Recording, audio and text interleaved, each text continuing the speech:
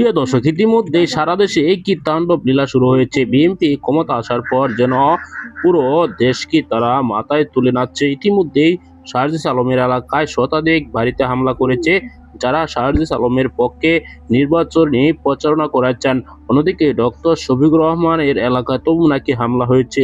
এরকম ঘটনা ঘটে চলেছে বাংলাদেশে। অন্যদিকে আমরা দেখতে পেরেছি যে যুবদল নেতার বাড়িতেও কিন্তু জামাত নেতারা হামলা চালাচ্ছে।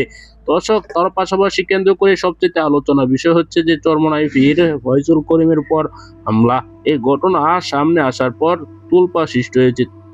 কিভাবে আগামী যে সরকার গঠন করবে বিএনপি, তারপর আরো কি ভয়ঙ্কর পরিণত হতে যাচ্ছে। দর্শক, আপনার কি মতামত?